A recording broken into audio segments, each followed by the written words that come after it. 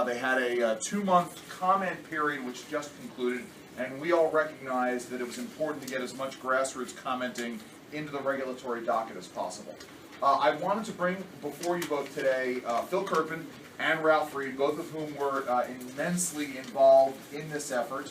Ralph's Faith and Freedom Coalition got tens of thousands of comments in. Phil Kerpen was active in whipping groups to get these comments in, has been speaking very publicly about them. I want Ralph to talk a little bit about the comments that his group generated, how many, how they went about doing it.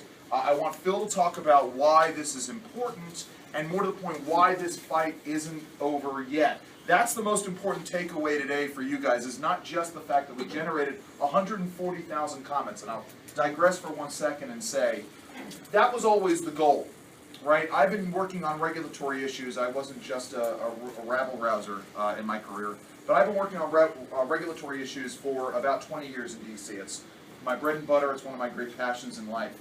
And I know and learned a long time ago that there are 2 ways you go about changing the regulatory process. Those of you know, Congress passes a law, it goes to the agencies for interpretation through the regulatory process.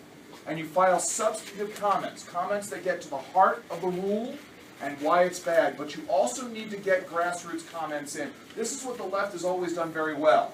It's how weird interpretations of the Clean Water Act, the Clean Air Act, the Endangered Species Act, OSHA rules, how those things move forward is because they will go out, the Sierra Club will go out, and they will get tens of thousands of postcard comments.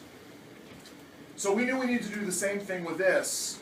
I called the IRS because one of the weird things about this rule is not just, obviously you could comment online, but if you submitted paper comments to the IRS, they wanted 9 copies.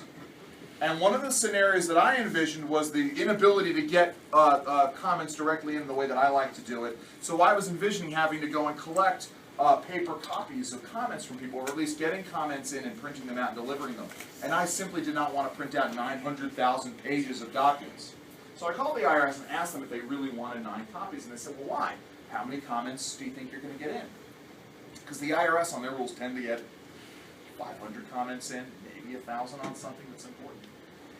I said, well, I'm expecting probably over 100,000 comments, and there was an audible silence on the phone.